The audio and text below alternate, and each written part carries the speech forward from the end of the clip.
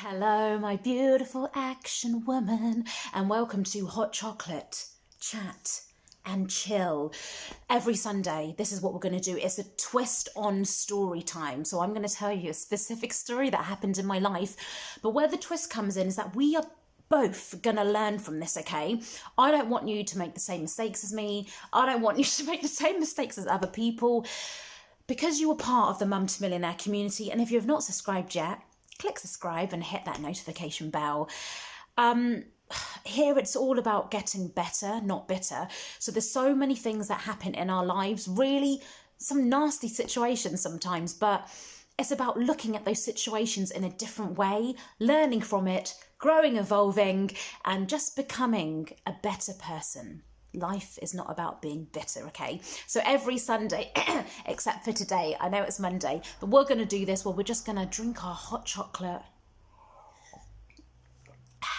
and we're going to chat and chill. Today, we are going to talk about how these mean girls lost me thousands of pounds. So this story goes back a very long time ago. Should we start back? Okay, so I first got into the radio industry. Well, I was trying to get into the radio industry when I was 15. At the age of 16, I got in, I broke into radio. I did lots of bits and bobs in Oxford. That's where I grew up. And then at the age of 18, I moved down to London. I had my first proper paid job as a radio presenter in the media industry. I worked for a great company. It was vibing. I think so I was the youngest, and the age range was from about 18, and I think the oldest was 28. So a very young company with a lot of, you just want to go and have fun. We're all there. We're doing what we want to in life. It was all great. Well, that's what I thought. I thought it was all great until you look back now and you think, oh, I was very young and naive. So anyway, I spent a good about 2.5 years there. And like I said, there were so many great memories, but at the same time, there was a lot of stuff that was I don't like to use this word, but it's honest. There was a lot of toxic things going on. There was a lot of bitching between people, a lot of competition. And it got to the point, I think I was about 20, and I was like, I can't do this anymore. Like, I don't want to work at this company. For me, I just felt there was just too much drama, and I just wanted, you know this, when you work for a company, sometimes you just feel in yourself you need to move on. You've got, so many great experiences, good or bad memories, and it's just time for you to fly out of the nest. So I decided to leave. There was a little bit of a hoo-ha with that, but I just wanted to leave. There were some other people that had left before me, and it just so happened that the time I was leaving, loads of other presenters, and I think it might have been about 8 other presenters, we all kind of handed our notice around the same time.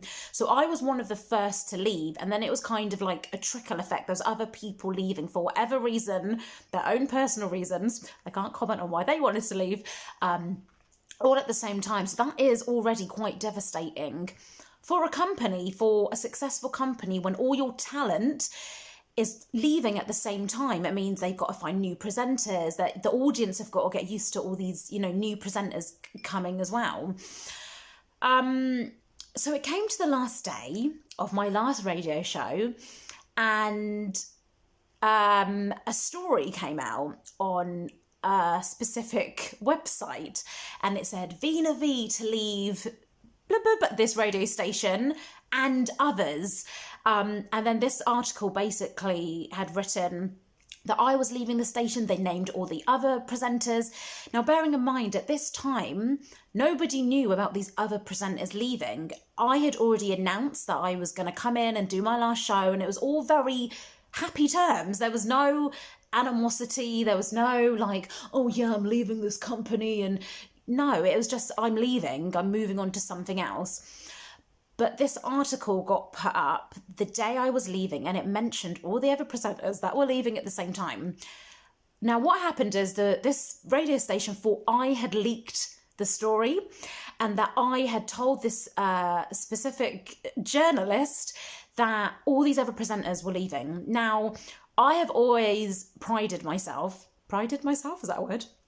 On always telling the truth. And since I was younger, I have then always got into trouble for being the truthful one. And after what I'm about to tell you, it did make me question myself and think, do you know what is the point of being like a good person when you're the one? Oh my God, I was not supposed to get emotional in this story. It's because I've never properly talked about it. But I did think, you question yourself and think, what is the point of me being like a good person and always honest and protecting others when I'm about to tell you happened? So anyway, I didn't say anything to this journalist. It was kind of public knowledge at this time that I was leaving anyway. And I think I did give a quote about me leaving. Again, I didn't say anything bad about this radio station. I was very like, I've loved these 2.5 years here and, I can't wait to move on to, X, Y, and Z. Again, a very kind of standard statement. But when the radio station saw this article, they thought I had leaked this information and they basically called me up and they didn't let me come in for my last radio show. Now, this was a massive big deal at the time. Obviously, now it's kind of like, it doesn't seem like it's a big deal, but at the time, remember, I was only 20. I'd built up a really engaged following for this radio station, for myself, and I couldn't even say goodbye to all my listeners because they didn't let me come in. They were like, you're not coming in. And I can remember I was crying on the phone to the deputy manager at the time. And I was like, I haven't done anything. And I was really just shocked. I even called up this journalist. I said, please help me. Like, they think I've done this. And this guy, obviously being a journalist, you always have to be very mutual. And then he actually wrote an article and put it on the website, and he's never done that before. And he basically said, like, Veena hasn't told me anything. I never get involved in these things, but I feel the need, to get involved here.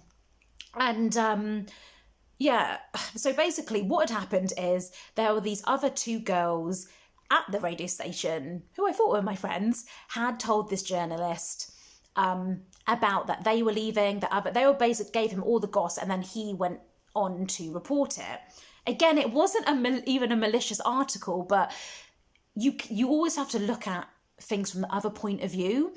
And so if I'm putting myself in the manager's shoes, it does look really bad, like that's your business. And stories come out that everyone's leaving, there must be major problems. And, it doesn't look good at the end of the day, but it wasn't my fault. And I got all the blame for it. And these 2 girls to this day have never apologized to me. They never told the truth. But this is where it gets even more sad for me, because not only was I not allowed to come and do my last show, this station basically withheld all my money. So then I had to go. Remember, I'm still very young at the time. I'm 20. And now bearing in mind, I didn't even have a job to go to. But still to this day, I don't know if it was a good or bad idea. Now I've had to get a lawyer, a solicitor involved. I've had to pay them. And this took a good couple of months for this to be resolved. And if these girls had just told the truth, my money wouldn't have got withheld. I wouldn't have had to pay a solicitor to get involved. Happy ending at the end of the day. I did get my money back. I did get the money owed to me, but I wasn't given any compensation. I wasn't given that money back to get a solicitor. So I obviously ended up losing a lot of money. And even the letter from this radio station solicitor wasn't nice at all. They basically just said they were very disappointed in me and I hadn't even done anything. And, looking back, I just accepted the money. Bearing in mind, it was just the money I was owed anyway. I got nothing extra. I had to pay extra for this lawyer, this solicitor. But, for me now, obviously I'm older. I got a lot more strength. I'm not naive, even though sometimes I think I come across as a bit naive, because I do come across as very fluffy and very like, but I'm very switched on and I'm very clued up on certain things. And at the end of the day, you learn, don't you, as you get older. If that situation happened now, I would just tell the truth. And I'd be like, these are the girls, these are the women that have blabbed. I haven't done anything. But at the time, it's like I was protecting them. I could have told this radio station who it was, but I didn't. I could have fought back this letter I got from their lawyers and solicitor, because stuff they were saying in it wasn't true about me.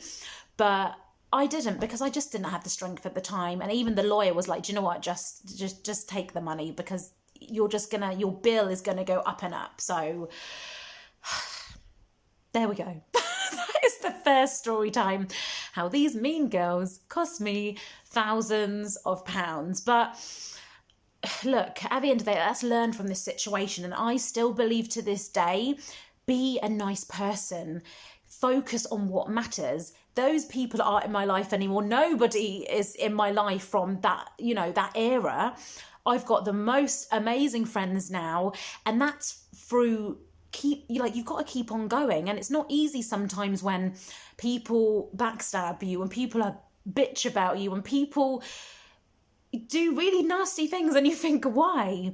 But you know what? Everything happens for a reason, and you just cut those people out of your life. You don't need ice blocks in your life. You don't need negativity in your life. You want to be around fires. You want to be around people that inspire you. You want to be around people that are there to lift you up, not drag you down, and not tell the blimmin' truth. So, I hope you've learned something. I hope you like this series, Hot Chocolate Chat and Chill, because I want to tell you a story that's happened to me, and then for us to learn something from it. And, I hope that you just continue to be a good person, continue to be positive, and continue to tell the truth. Again, my son's learning the hard way, because he is so deflated sometimes. He comes back, he's like, Mum, I tell the truth and no one believes me. Everyone gangs up. And I look at him and I go, I know that feeling, but just carry on being a good person, because I believe good always rises to the top. I believe that everything is working for the greater good, and say that to yourself, okay? Even if things are really bad at the moment, keep saying to yourself every day you wake up, everything is working out for the greater good. I want you to comment that below, okay? Everything in my life is working for the greater good, and truly, truly believe that. If you enjoyed this story time, subscribe to this channel. Do you know, I always do this. I make myself a hot chocolate, then I never drink it. And that's gone cold now. I don't know why I'm lying and pretending that tasted good when it's clearly ice cold. Subscribe to this channel if you haven't done so already. And I will see you in the next Hot Chocolate Chat and Chill. Before I go, I'm just going to quickly pause this video because I want to give some shout outs. Do you know what? I love this new phone, because you can pause a video when you're recording. I love it. I want to say a massive hello to Ravo and Stacey for commenting on the last video. I love you so much. You are ultimate action women. I salute you. Okay, make sure you comment below, and I will see you in next week's video for Hot Chocolate Chat and Chill.